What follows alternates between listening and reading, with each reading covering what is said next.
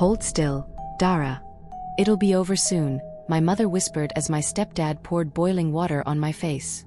I screamed as the scalding water cascaded down my cheeks, and the last thing I heard before I fainted was her voice, "No one will believe you over us." My name is Dara Morgan, and I'm 34 years old. When people see me today, they see a successful federal judge with perfect makeup covering the scars that changed my life forever. But 20 years ago, I was just a 14-year-old girl screaming for help while my own mother held my arms down. It wasn't always like this. Mama used to be different before Travis came into our lives 3 years earlier. She used to smile, used to call me her little miracle baby because the doctors said she'd never have another child. But Travis changed everything. He resented me from day one, resented that I existed before him, that Mama's attention wasn't entirely his, that I reminded him he'd never be my real father. And Mama, drowning in bottles and desperate to keep him, slowly began to see me through his eyes, as a burden, a reminder of her past, someone who took up space in the life they were trying to build. My good grades made it worse. Every A was a silent accusation that I might actually make something of myself, might escape the cycle they were trapped in. Travis called me the golden child with such venom that it felt like a curse. And Mama stopped defending me, stopped being proud, stopped being my mother. It happened on a Tuesday. I remember because I'd gotten my report card that day, straight A's again. I was so proud, running home to show Mama, hoping maybe this time she'd smile like she used to. But when I burst through that front door, she was sitting at the kitchen table with Travis, and empty beer bottles scattered around them like broken promises. Look, Mama, all A's," I said, waving that paper like it was gold. Travis snatched it from my hands, his bloodshot eyes scanning the grades. "Think you're better than others, don't you?" he slurred. "Smart little princess needs to be brought down a peg." My blood turned to ice when I saw him stand and walk to the stove where a kettle sat, steam rising from the surface like something alive and angry. He'd been boiling water. The kettle screamed as he lifted it, and I realized with horror what he meant to do. "Mama, tell him to stop," I pleaded, backing toward the door. But she just sat there, her eyes empty, nodding slowly. "Maybe he's right, baby. Maybe you do think you're better than others." I ran, but Travis was faster. He caught me in the hallway, and when I fought back, Mama appeared behind me. My own mother, the woman who'd sung me lullabies and kissed my scraped knees, grabbed my wrists with hands that felt like iron shackles. "Hold still, Dara," she whispered in my ear as Travis came closer with the kettle. "It'll be over soon." That's when my world shattered. The woman I trusted most in this world had become my captor. I saw the kettle tilting, and then... "And if you tell anybody about this," Mama hissed in my ear just as the first splash of scalding water hit my face, "we'll say you mistakenly did it to yourself. Who's going to believe a troubled kid over 2 adults?" The water cascaded over my forehead and my cheeks like liquid fire. The pain was beyond anything I'd ever imagined, every nerve ending in my face screaming at once.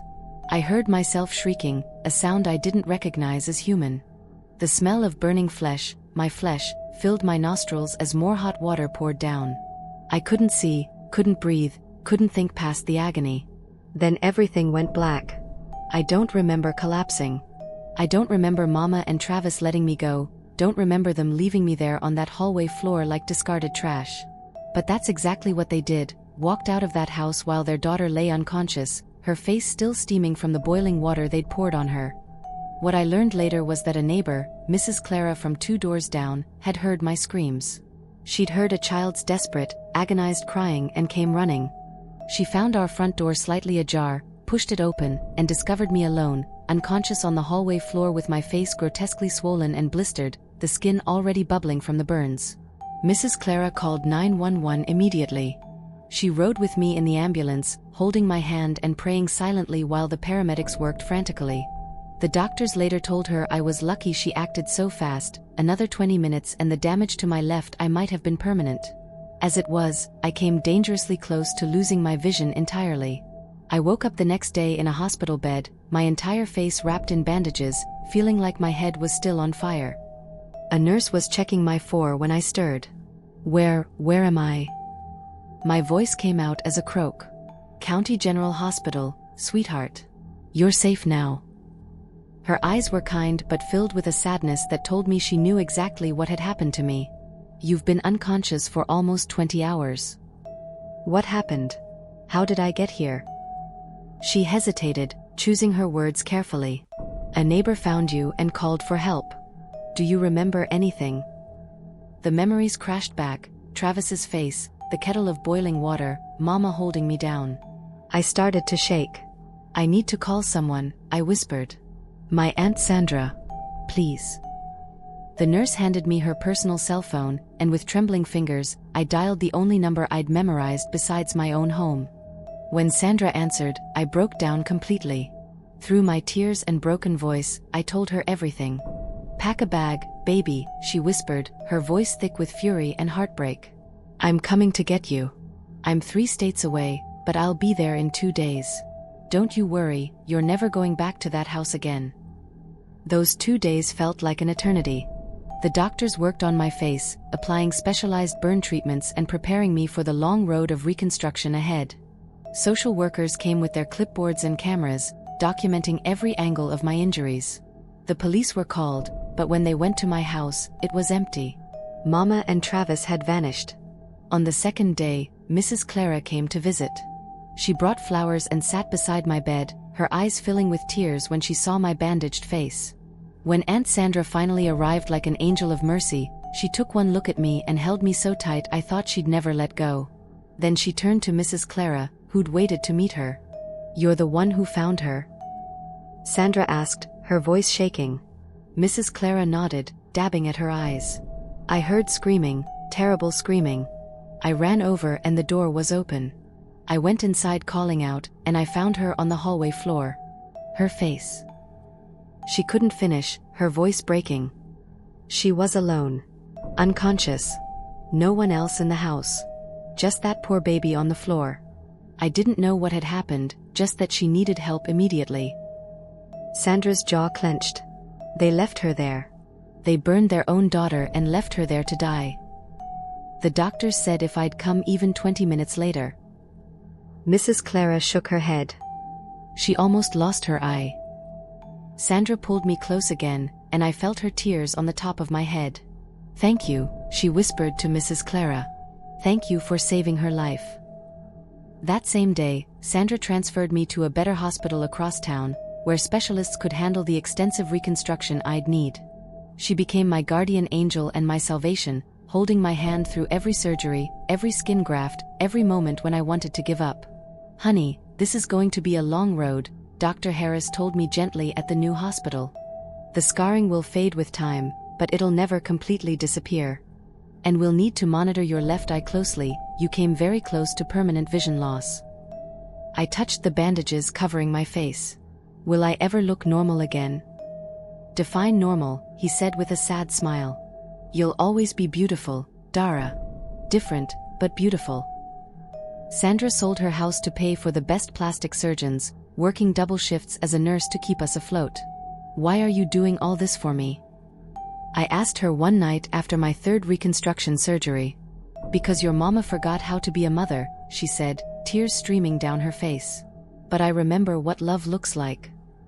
The police searched for Mama and Travis for months, but they'd vanished like smoke. I used to lie awake at night imagining them laughing somewhere, living their lives while I dealt with the aftermath of their cruelty. But something else was growing inside me too, a rage that would fuel me for the next 20 years, and a promise to myself that one day, somehow, they would face what they'd done to me. School was torture. Kids stared, whispered, pointed. Some called me Frankenstein or pizza face. But every cruel word just fed the fire inside me, the burning desire to prove them all wrong. I'm going to be somebody, I told Sandra one night, studying for my SATs while she worked her overnight shift. I'm going to make sure people like them can never hurt kids like me again. I know you will, baby, she said, kissing the top of my head. You've got steel in your spine now. She was right. Where once there was just a scared little girl, now there was something harder, sharper, forged in the fire of betrayal. High school graduation came with a full scholarship to State University. I stood on that stage, my face still bearing the faint marks of their hatred, and felt the first taste of victory. Sandra cried in the audience, holding up a sign that read, "That's my girl." College was where I discovered my calling.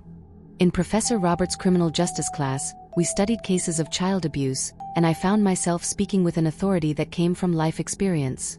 The system fails when it treats children as unreliable witnesses, I argued during a heated class debate. When adults choose not to believe them because the truth is too uncomfortable to accept. My classmates fell silent. Professor Robert nodded slowly. Ms. Morgan, you should consider law school. Your perspective is exactly what this field need. That night, I called Sandra. I'm going to law school. I'm going to become a prosecutor, then a judge.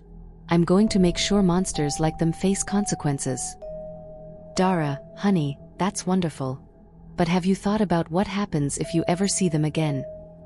I touched my cheek, feeling the smooth skin that the surgeries had created. Every day, Sandra. Every single day. Law school was brutal, but every late night studying, every mock trial, every exhausting exam was fuel for my fire. My classmates saw a driven, brilliant woman who never missed a deadline.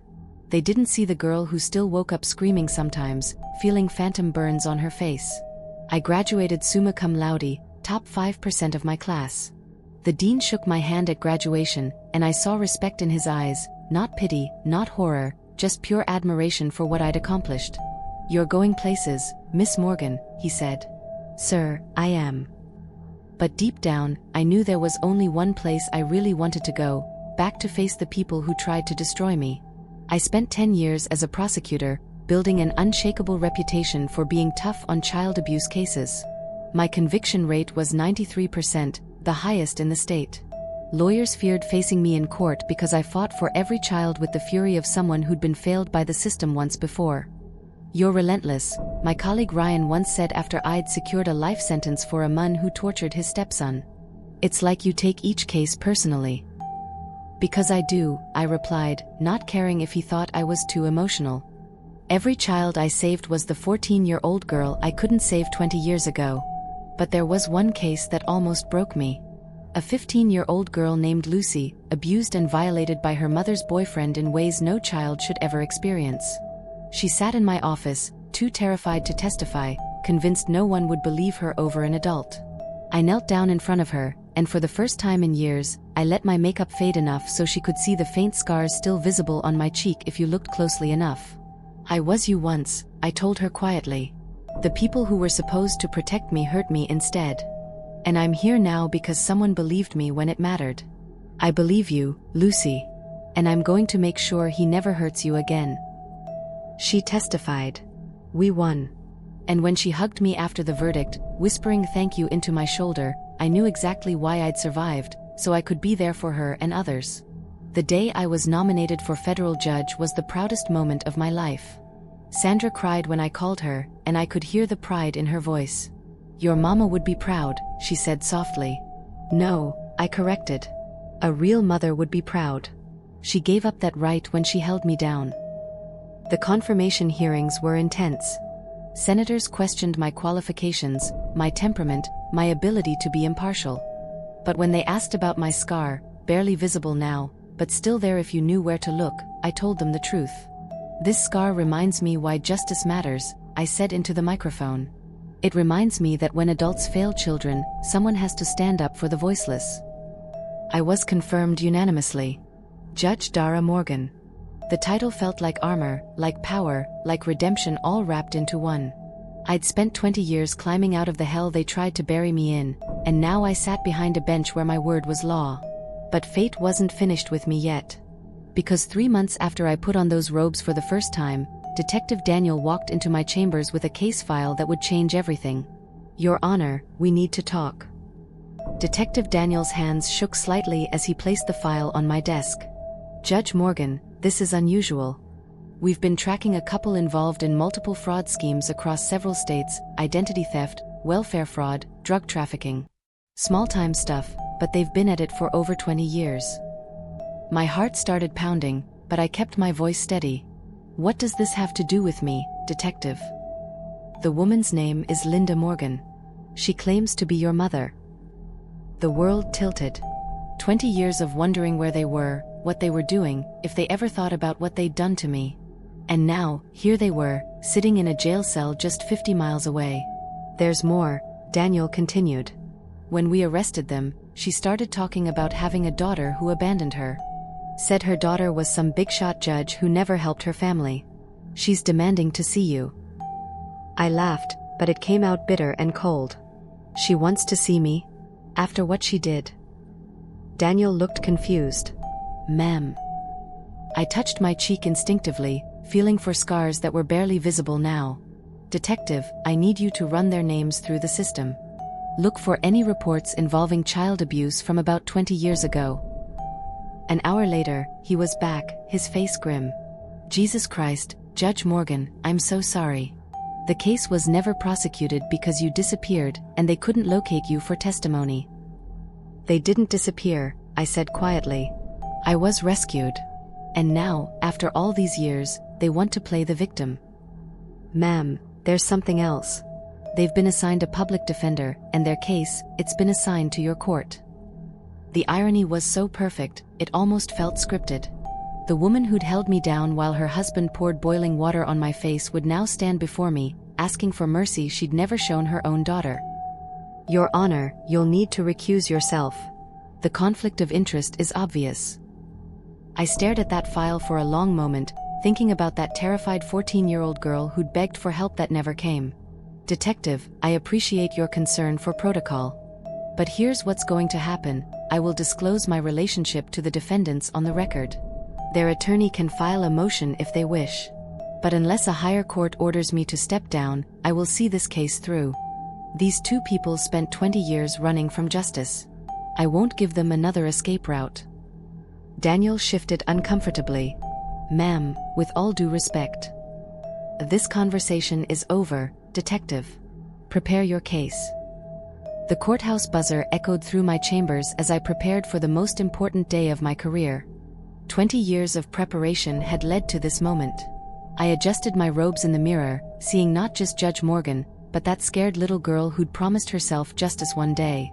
All rise for the Honorable Judge Dara Morgan, the bailiff announced. I walked into my courtroom with my head high, my steps measured and powerful. And there, sitting at the defendant's table in orange jumpsuits, were the two people who'd tried to destroy me. Mama looked older, weathered by 2 decades of running and hiding. Her hair was gray now, her face lined with the consequences of her choices. Travis sat beside her, thinner than I remembered, but still carrying that same cruel smirk that haunted my nightmares. When our eyes met, I saw the exact moment recognition dawned on her face. Her mouth fell open. Her hands started trembling. She half stood from her chair before the bailiff pushed her back down. Dara, she whispered loud enough for the whole courtroom to hear. Baby, is that really you? I settled into my seat behind the bench, feeling the weight of my authority like armor. The court will come to order. We are here for the arraignment of Linda Morgan and Travis Cole on charges of fraud, identity theft, and drug trafficking. Your Honor, the public defender said, clearly uncomfortable, my clients are requesting to speak with you privately. There appears to be a family relationship. Travis leaned forward, his eyes calculating. Yeah, Your Honor. We need to talk to our daughter. This is all just a big misunderstanding. The audacity took my breath away. After 20 years of silence, after disappearing the moment they thought they might face consequences, now they wanted to claim me as family. The defendants will address the court properly or be held in contempt, I said coldly. Counselor, how do your clients plead? Your Honor, surely we can discuss. How do they plead? Mama was crying now, ugly sobs that echoed through the courtroom. Dara, please. You don't understand what happened. I was sick. I was drinking. I never meant to hurt you. I gripped my gavel, feeling the familiar fire building in my chest. 20 years of therapy, of building myself into someone unbreakable, and she thought tears would fix everything. The defendants will enter their plea, or I will enter not guilty pleas on their behalf, and we will proceed to trial. The courtroom was electric with tension as Mama continued to sob. But I'd learned long ago that tears from people like her were just another manipulation tactic. Travis, however, was staring at me with something that looked almost like pride. Well, I'll be damned, he said, ignoring his lawyer's frantic gestures to stay quiet. Look what our little princess became. A real judge and everything. Mr. Cole, you will remain silent. Our little princess. I interrupted, my voice cutting through the room like ice. I stopped being yours the moment you poured that boiling water on my face. The courtroom erupted. Reporters who'd come for a routine arraignment suddenly had the story of the decade. The public defender looked like he wanted to disappear. But Mama, she just kept crying. You remember that, don't you, Travis? I continued, standing up behind my bench. How you poured scalding water on my 14-year-old face while she held my arms down. How you told me I needed to learn my place. His smirk faltered. Now wait just a minute. Bailiff, remove Mr. Cole from my courtroom. He's disrupting these proceedings. You can't do this. Travis shouted as two deputies grabbed his arms. You're supposed to be impartial. This is personal. I smiled then, cold and sharp as winter. You're absolutely right, Mr. Cole. This is very personal. As they dragged him away, still screaming about unfairness and corruption, I turned my attention to the woman who'd given birth to me and then destroyed me. Mrs. Morgan, do you have anything to say before we proceed? She looked up at me with red, swollen eyes. Honey, I know I made mistakes, but I'm your mama. I raised you. Doesn't that count for something? The silence in the courtroom was deafening. Every person there was waiting for my response. I could feel the weight of 20 years of pain pressing down on my shoulders. You didn't raise me, I said quietly. You destroyed me. The woman who raised me was Sandra Morgan, the one who picked up the pieces you left behind and helped me become the person sitting before you today. But I'm your mother. No, I said, my voice gaining strength.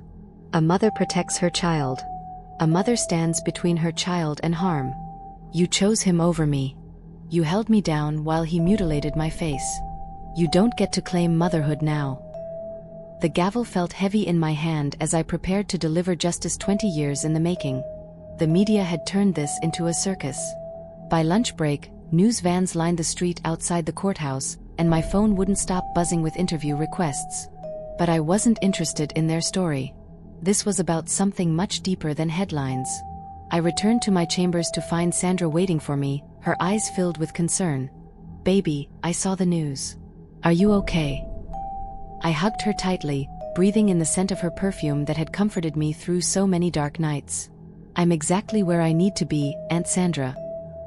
Dara, honey, I know you think this is justice, but... But what?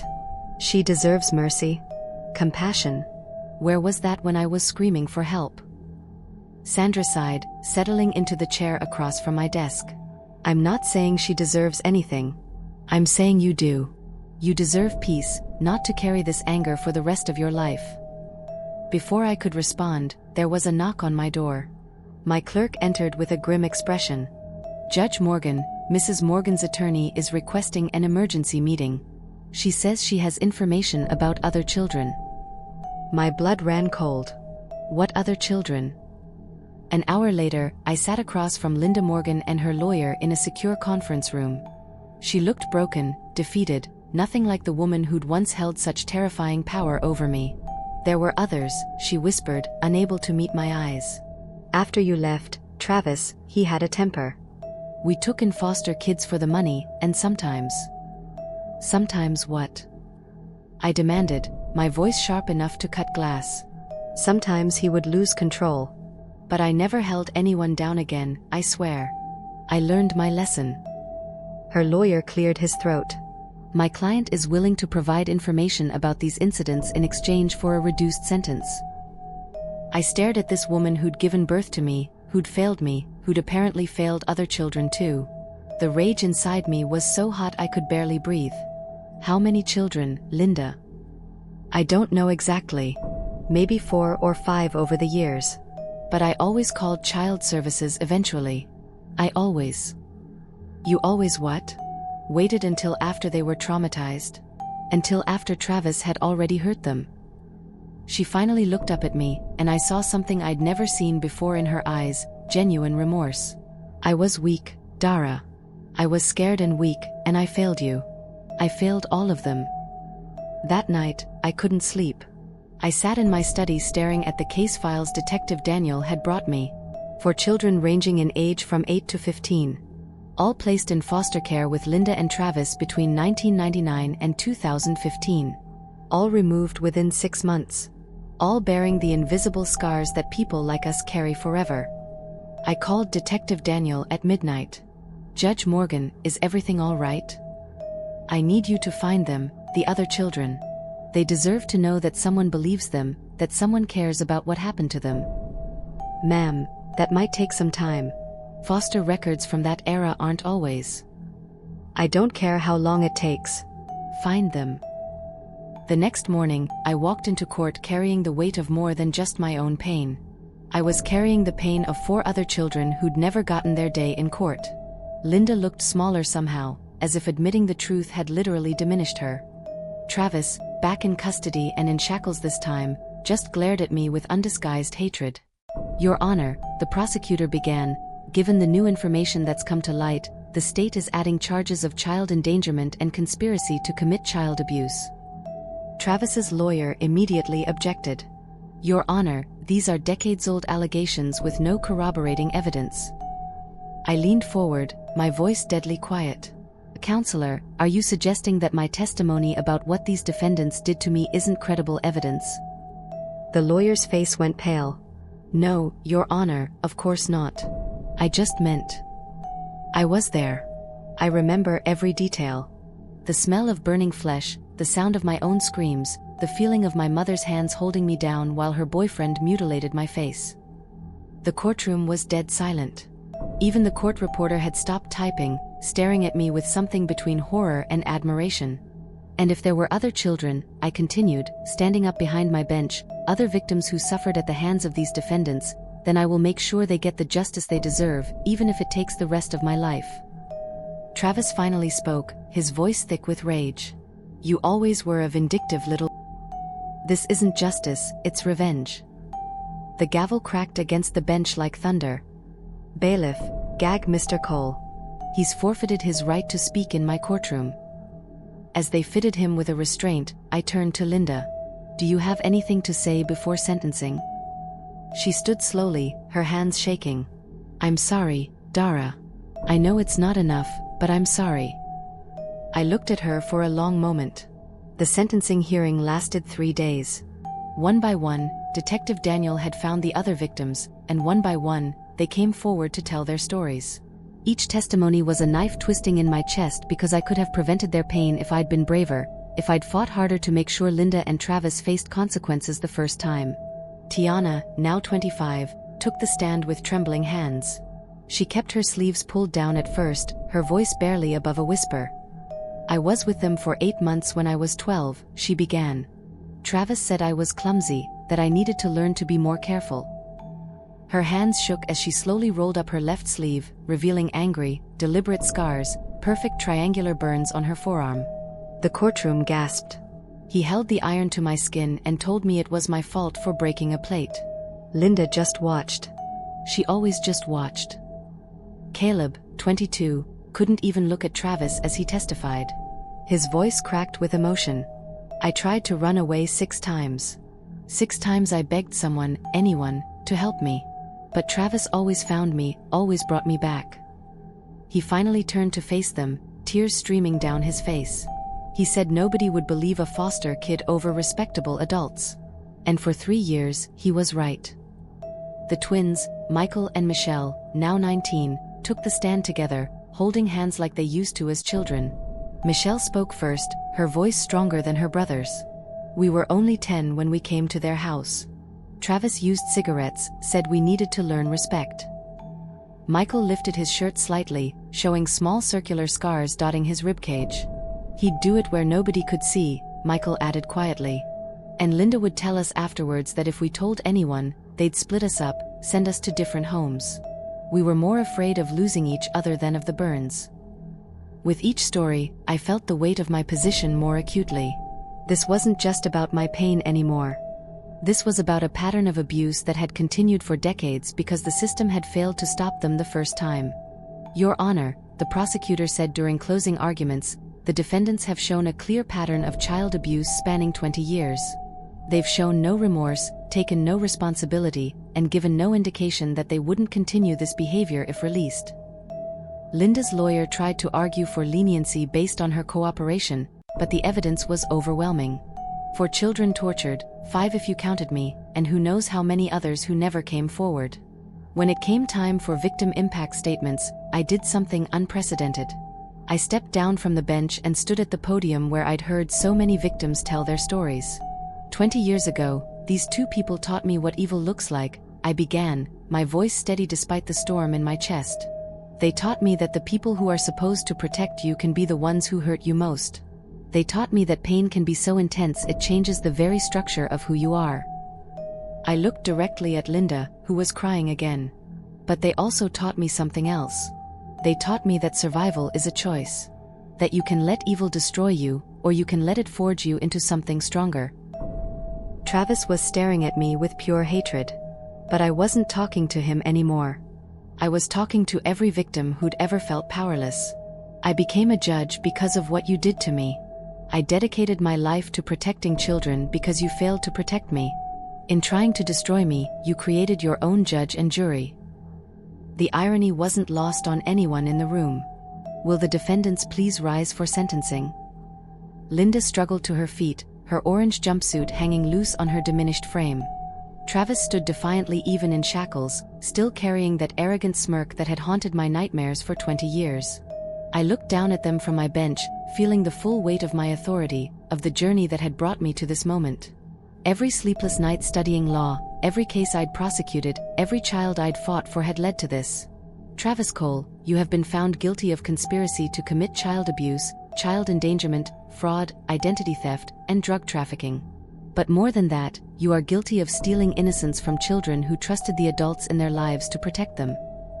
His lawyer started to object, but I cut him off with a look. You mutilated my face when I was 14 years old. You tortured 4 other children over the span of 15 years. You showed no mercy, no remorse, no recognition that your actions had consequences. Therefore, this court will show you the same consideration you showed those children. I paused, savoring the moment I had dreamed of for 2 decades. I sentence you to life in prison without the possibility of parole. Travis's composure finally cracked. You can't do this. This is personal. You're not supposed to be personal. Bailiff, remove Mr. Cole from my courtroom. He's served his purpose here. As they dragged him away, still screaming about injustice, I turned to Linda, the woman who'd given birth to me, who'd sung me lullabies, who'd scarred my face. Linda Morgan, you present a more complex case. You cooperated with authorities. You showed remorse. You helped us find other victims. But you also made a choice 20 years ago that can never be undone. She was sobbing now, her whole body shaking. Please, Dara, please. I know I failed you, but I'm still your mother. I leaned forward, my voice soft but deadly. A mother protects her child. A mother stands between her child and danger. A mother doesn't hold her daughter down while someone pours boiling water on her face. You stopped being my mother the moment you chose him over me. The courtroom was silent except for her crying. I sentence you to 25 years in prison. You'll be eligible for parole in 15 years, when you're 73 years old. Maybe by then, you'll understand what you stole from me. Dara, please. This court is adjourned. The gavel fell with finality, echoing through the courtroom like a period at the end of a very long, very painful sentence. 6 months later, I stood in the courthouse garden where a memorial had been erected for child abuse survivors. The inscription read, "For those whose voices were silenced, and those who found the strength to speak."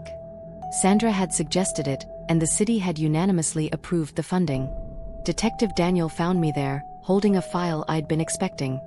All 5 of them are doing well, he said, handing me the updates on the other victims. Tiana just graduated nursing school. Caleb's getting married next month. The twins are both in college. I smiled, feeling something I hadn't experienced in 20 years, peace. They survived. So did you, Judge Morgan. More than survived, I said. I thrived. That evening, I sat in my study writing a letter I'd been putting off for months. It was addressed to the Honorable Justice Department, requesting a transfer to family court where I could focus specifically on child welfare cases. My phone rang. "Sandra, how are you feeling, baby?" "Free," I said, and meant it. For the first time in 20 years, I feel free. "Your mama called me today from prison." I tensed. What did she want? "She asked me to tell you she understands why you did what you did. She said she's proud of who you became." I laughed, but this time it wasn't bitter. A little too late, maybe. "But Dara, honey, forgiveness isn't for her. It's for you." I looked at my reflection in the window, seeing not the scarred child I used to be, but the strong woman I'd become. The scars were still there if you knew where to look, but they weren't ugly anymore. They were proof of survival, evidence of strength, reminders that some fires don't destroy. They forge. I forgave her a long time ago, Aunt Sandra. But forgiving someone doesn't mean letting them back into your life. It just means not letting them control your life anymore. That night, for the first time in 20 years, I slept peacefully. No nightmares, no phantom burns on my face, no dreams of being held down and powerless. I'd spent 2 decades building myself into someone who could face my demons and win. And when the moment came, when I sat behind that bench with the power of justice in my hands, I'd done what that scared 14-year-old girl had always dreamed of doing. I'd won. Not just the case, but the war for my own soul. Justice, it turned out, was the best revenge of all. And mercy was getting to sleep peacefully at night, knowing that no other child would suffer at their hands. I am Judge Dara Morgan. I was a survivor. And I was finally, completely, utterly free.